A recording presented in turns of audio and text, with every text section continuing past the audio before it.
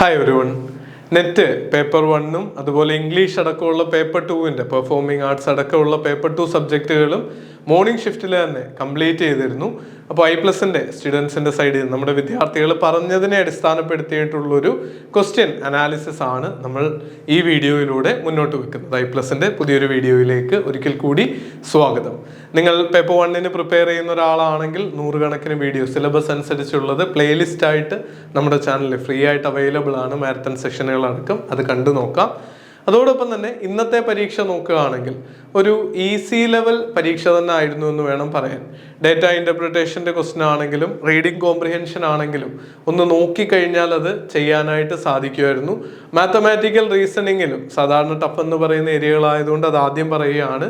പെർസെൻറ്റേജിൻ്റെ ക്വസ്റ്റ്യൻസും അതുപോലെ series AABB എന്നിങ്ങനെ ടൈപ്പിൽ ലെറ്റേഴ്സിൻ്റെ പാറ്റേൺ റിപ്പീറ്റ് ചെയ്യുന്നത് ഫില്ല് ചെയ്യാനുള്ള ചോദ്യവും കോഡിംഗ് ഡീകോഡിംഗ് ടൈപ്പ് ചോദ്യവും ട്രെയിനിൻ്റെ ചോദ്യമൊക്കെ ഉണ്ടായിരുന്നു.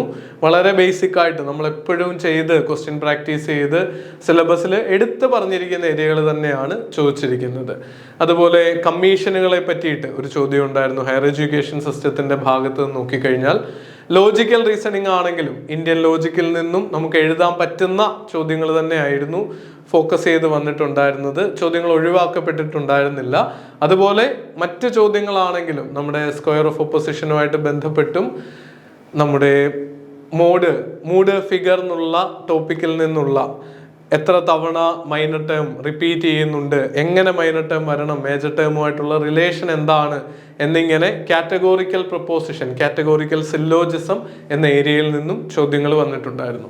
ICTയുടെ ഭാഗത്ത് നിന്ന് ബൈനറി നമ്പറുകൾ തന്നിട്ട് അത് മാച്ച് ചെയ്യാൻ വേണ്ടിയിട്ടുള്ള ചോദ്യം വന്നിട്ടുണ്ടായിരുന്നു. അതോടൊപ്പം തന്നെ പേപ്പർ 2 കേസ് പറയുകയാണെങ്കിൽ അസേർഷൻ റീസണോ സ്റ്റേറ്റ്മെന്റ് ടൈപ്പ് ചോദ്യങ്ങളോ ഒന്നും ഉണ്ടായിരുന്നില്ല. വളരെ ചുരുക്കം ചോദ്യങ്ങളായിരുന്നു. ഇല്ലാന്ന് തന്നെ പറയായിരുന്നു പല ഷിഫ്റ്റുകളിലും. അതുകൊണ്ട് നിങ്ങൾ നോട്ട് ചെയ്യേണ്ടത് പരീക്ഷ ഈ അസേർഷൻ റീസൺ സ്റ്റേറ്റ്മെന്റ് ടൈപ്പ് ക്വസ്റ്റ്യനിൽ നിന്നൊക്കെ മാറി കുറച്ചുകൂടെ ആയാസരഹിതമായി എന്നുള്ള രീതിയിലാണ് CBT മോഡിൽ ടെസ്റ്റ് എഴുതിയവർ പറഞ്ഞത്. അതുപോലെ എല്ലാവരും പൊതുവായിട്ട് പറഞ്ഞൊരു കാര്യമാണ്, ആവശ്യത്തിന് സമയം കിട്ടി. CBT മോഡ് ആയതുകൊണ്ട് തന്നെ ബബിൾ ചെയ്യുന്നതിലുള്ള ഡിഫിക്കൽറ്റിയൊക്കെ ഒഴിവാക്കാൻ പറ്റി. ടെക്നിക്കലായിട്ടും വലിയ പ്രശ്നങ്ങൾ സെന്ററുകളിൽ നിന്ന് റിപ്പോർട്ട് ചെയ്ത് കണ്ടിട്ടുണ്ടായിരുന്നില്ല. നിങ്ങളുടെ ഇന്നത്തെ പരീക്ഷ എഴുതിയ അനുഭവം എങ്ങനെയായിരുന്നു കൂടി ഇന്ന് പരീക്ഷ എഴുതിയ വിദ്യാർത്ഥികൾ കാണുന്നുണ്ടെങ്കിൽ അതുകൂടി കമന്റ് ചെയ്യുക. നിങ്ങളുടെ സെന്ററുകളിലെ എക്സ്പീരിയൻസ് കൂടി അറിയിക്കുക. അത് മറ്റുള്ള വിദ്യാർത്ഥികൾക്കും ഇനി വരുന്ന ദിവസങ്ങളിലായിട്ട് മറ്റ് ഷിഫ്റ്റിൽ എഴുതുന്നവർക്ക് കൂടി പ്രയോജനപ്പെടും. I+ന്റെ സൈഡിൽ നിന്ന് ഇനിയും ഇതുപോലത്തെ അനാലിസിസ് വീഡിയോ വരും ദിവസങ്ങളിൽ ആവശ്യമാണെങ്കിൽ അതുകൂടി കമന്റിൽ അറിയിക്കുക. നമുക്ക് പുതിയൊരു വീഡിയോയുമായിട്ട് വീണ്ടും കാണാം. പരീക്ഷ എഴുതുന്ന എല്ലാവർക്കും all the best. Thank you.